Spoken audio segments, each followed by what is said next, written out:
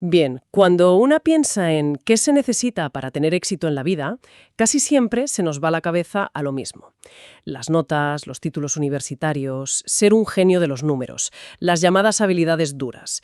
Pero, ¿y si una parte fundamental del éxito y sobre todo del bienestar dependiera de otras cosas? De cómo nos relacionamos, de cómo gestionamos nuestras emociones o de lo abiertos que estamos a nuevas ideas. Hoy tenemos delante un material que es de verdad muy revelador. Es la encuesta de habilidades de adultos de 2023 de la OCDE. Y lo que la hace tan especial es que por primera vez no solo mide la competencia en lectura o en matemáticas, mide también las llamadas habilidades sociales y emocionales de adultos en casi 30 países. Y España está entre ellos. Así que vamos a desgranar esto. Nuestra misión es entender qué son exactamente estas habilidades, cómo se relacionan con la educación, el trabajo, los ingresos e incluso con nuestra felicidad y ver qué nos dicen los datos.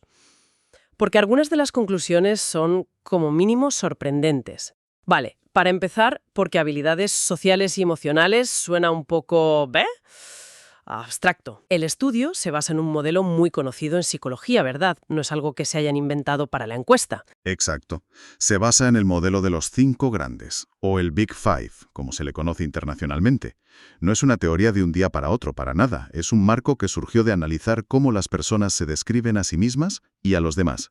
Es, hoy por hoy, el modelo más aceptado y organiza la personalidad en 5 grandes dominios. Perfecto, pues vamos a ponerles nombre. ¿Cuáles son esos 5 pilares? Pues mira, el primero es la amabilidad, que es esa tendencia a ser compasivo, respetuoso y a confiar en los demás. El segundo, la responsabilidad.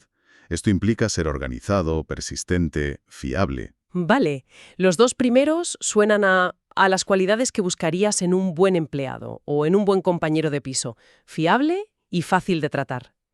¿Y qué pasa con la parte emocional? Ahí entra el tercero, la estabilidad emocional. Es la capacidad para mantener la calma, gestionar bien el estrés y no dejarse llevar, por ejemplo, por la ansiedad. Luego, el cuarto, es la extraversión. Ser sociable, enérgico, Eso es, asertivo, disfrutar de la compañía de otros. el alma de la fiesta, vamos. Se podría decir así, sí. Y por último, la apertura a la experiencia, que es la curiosidad intelectual, la imaginación, el interés por el arte, por las nuevas ideas. Entendido. O sea que no se trata de ser bueno o malo, son perfiles diferentes. Y esto lo han medido en miles y miles de adultos. Aquí es donde la cosa se pone de verdad interesante. Si te parece, empecemos por la base, por donde todo comienza, la educación. ¿De verdad ser más abierto o más estable emocionalmente influye en los años que una persona acaba estudiando? La evidencia que presenta el informe es bastante clara. Sí. De los 5 rasgos, la apertura a la experiencia y la estabilidad emocional son los que predicen de forma más consistente una mayor formación académica. Y esto es así en casi todos los países que se han analizado. ¿Y por qué esos 2 en concreto? ¿Qué tienen? Pues probablemente porque apoyan el aprendizaje autónomo y el pensamiento independiente. Para llegar a la universidad o a estudios superiores se necesita curiosidad para explorar temas por tu cuenta, eso es, apertura, y, ¿Y la calma para no venirte abajo? exacto, la calma para no hundirte ante los exámenes o los trabajos complicados, y eso es estabilidad emocional. Tiene todo el sentido. ¿Y qué pasa con los otros 3? Ser amable, responsable, ¿eso no ayuda en los estudios? Sí ayuda, pero la relación es más débil y varía más entre países. Quizás son más importantes en las primeras etapas escolares, en primaria o secundaria. Ahí, seguir las reglas, ser organizado y cooperar con los compañeros es más central para el éxito académico. En la universidad, la iniciativa personal pesa mucho más. ¿Y hay algún dato curioso sobre España en este punto? ¿Algo que nos distinga del resto? Sí, lo hay. Fíjate, el informe desglosa algunas de estas habilidades en facetas más específicas. Y en el caso de España, por ejemplo, la respetuosidad, que es una faceta de la amabilidad, se asocia positivamente con más años de educación. Y también una mayor responsabilidad se asocia positivamente a tener un título de estudios STEM. De ciencias, tecnología, ingeniería o matemáticas. Esos mismos. ¡Qué detalle más bueno! O sea que para acabar una ingeniería no solo hay que ser, lista, sino también metódica y persistente. No me extraña nada. ¿Y esta relación entre personalidad y estudios cambia con la edad o el origen social? Sí, y es un punto muy relevante. La relación entre la apertura y los años de estudio es más fuerte en los adultos de más edad, y también en aquellos con padres de menor nivel educativo. Ah, qué interesante. Esto sugiere que para generaciones anteriores o para quienes tenían menos oportunidades en casa, esa curiosidad innata, ese querer aprender más, era un factor diferencial clave para seguir estudiando y superar barreras socioeconómicas. Es como si esa chispa interior fuera el motor que te empuja cuando el entorno no lo hace. Exactamente. Además, estas habilidades también influyen en si participamos o no en formación continua ya de adultos. La apertura es, de nuevo, el factor más claro en casi todos los países. Lógico, la gente curiosa sigue aprendiendo toda la vida. Sin embargo, aquí viene un dato muy peculiar de España. En nuestro país, la estabilidad emocional se asocia negativamente con la participación en formación para adultos. Espera, ¿cómo? Es un dato que se desmarca completamente de la tendencia general. A ver, que la gente más tranquila y menos estresada en España es la que menos cursos de formación hace. Eso es rarísimo. Podría ser que, no sé, que las personas más estables sientan que ya lo tienen todo bajo control y no necesitan formarse más. Es una hipótesis plausible, sí. O quizás la causalidad es la inversa. Los que sienten más estrés o ansiedad, es decir, menor estabilidad, son precisamente los que buscan activamente formarse para mejorar su situación laboral y con ello reducir esa ansiedad. Claro, Es un dato que da que pensar sobre nuestra cultura laboral, desde luego. entendido. O sea, estos rasgos nos dan una especie de viento de cola durante la formación, pero la gran pregunta es si ese impulso se mantiene cuando hay que pagar facturas. ¿Cómo se traducen estas habilidades en el mercado laboral? ¿En tener trabajo o en ganar más dinero? Absolutamente. Y aquí los datos son muy potentes. La extraversión y la estabilidad emocional muestran una asociación positiva y fuerte con tener empleo, y sobre todo con la satisfacción laboral. Un momento. ¿Qué significa fuerte? ¿Cómo de fuerte? Significa que la magnitud de esta asociación es comparable a la de tener buenas competencias en lectura. Perdona, ¿me estás diciendo que para estar a gusto en tu trabajo, ser una persona que gestiona bien el estrés puede ser tan importante como saber leer bien un informe? Eso es lo que sugieren los datos. Es muy potente, sí. Porque tendemos a pensar que la insatisfacción viene siempre de fuera. Un mal jefe, un sueldo bajo. Pero esto sugiere que una gran parte viene de dentro, de nuestra propia gestión emocional. Me imagino que en puestos de alta presión, como un controlador aéreo o un cirujano, la estabilidad emocional es casi el requisito número uno. Sin duda. Y en cuanto a los salarios, la relación es más modesta, pero sigue siendo significativa. La estabilidad emocional, la extroversión y la responsabilidad se asocian positivamente con mayores ingresos en muchos países.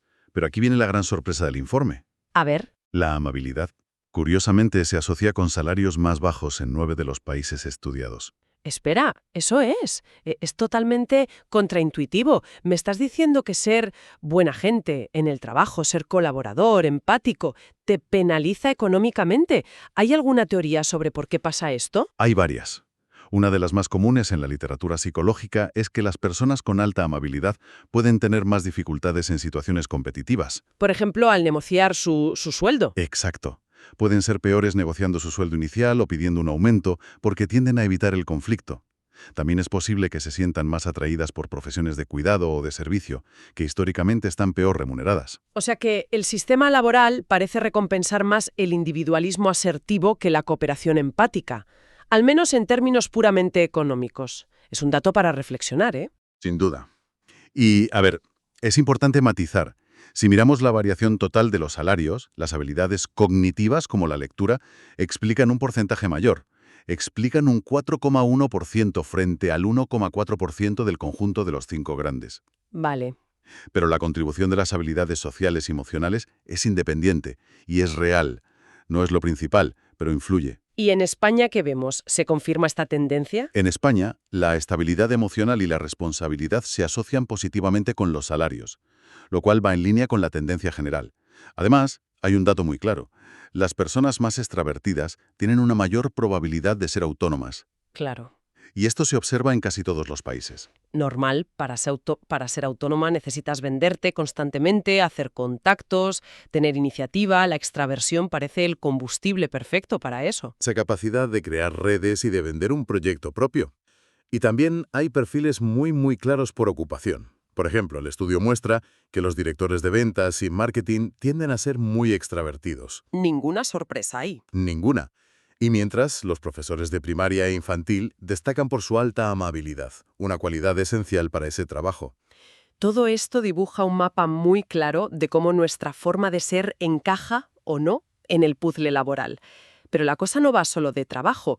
El informe conecta estas habilidades con la satisfacción vital, la salud. Sí, y aquí las conexiones son fortísimas, incluso más que en el ámbito laboral.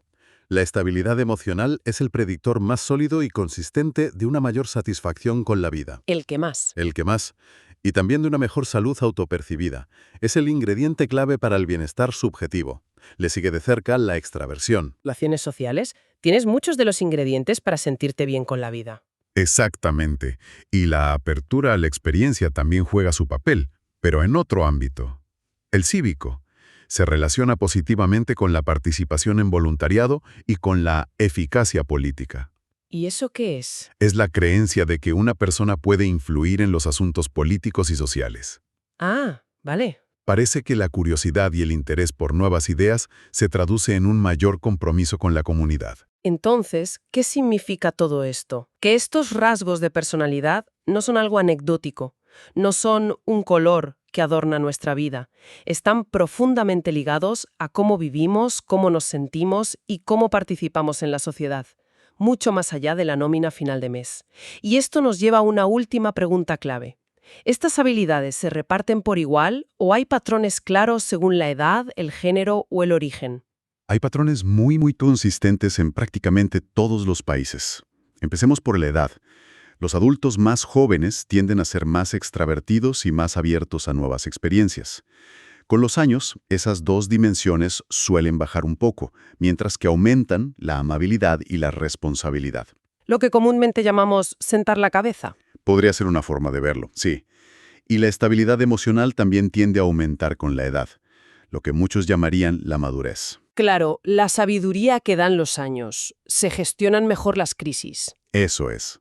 Y por género, ¿hay diferencias? Sí, y son muy marcadas. Las mujeres reportan en casi todos los países mayores niveles de amabilidad y responsabilidad.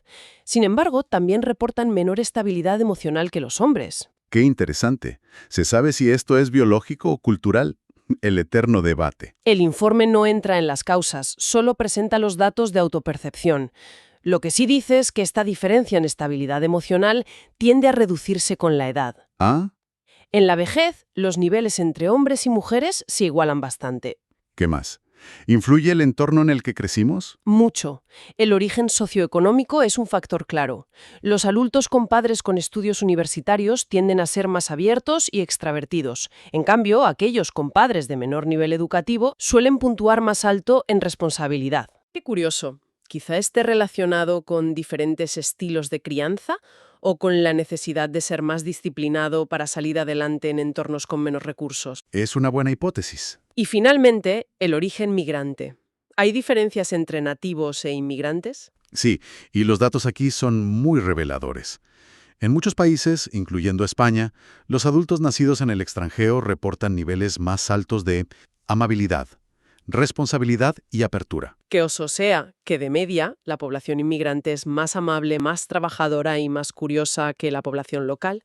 ¿A qué se puede deber esto? Pues la hipótesis principal es un proceso de autoselección. Emigrar es un paso increíblemente difícil. Requiere de una combinación de optimismo, resiliencia, disciplina y curiosidad para adaptarse a un nuevo mundo. Entiendo. Es probable que las personas que ya poseen esos rasgos en mayor medida sean las más propensas a dar ese paso tan grande. Es increíble la cantidad de matices que revela un estudio como este. Queda claro que las habilidades sociales y emocionales no son habilidades blandas o secundarias. Para nada. Son un pilar fundamental que complementa a las cognitivas para construir una vida plena y exitosa. Y esto tiene implicaciones enormes. El propio informe sugiere que se debería fomentar el aprendizaje de estas habilidades a lo largo de toda la vida. No es algo que se aprende y se olvida en el colegio, sino que se puede y se debe cultivar en la formación profesional, en las universidades, en los lugares de trabajo. El informe apunta a un futuro, que ya es casi un presente, donde la inteligencia artificial superará a los humanos en cada vez más tareas cognitivas. Y esto nos deja con una idea para pensar, una pregunta casi existencial. Quizá nuestro mayor valor diferencial, nuestra nuestra ventaja competitiva como humanos resida precisamente en estas habilidades: la empatía, la creatividad, la resiliencia, la capacidad de colaborar y de liderar. Quizá en el futuro el éxito no se mida tanto por lo que una persona sabe o puede calcular, sino por cómo se conecta, cómo se adapta y cómo persevera.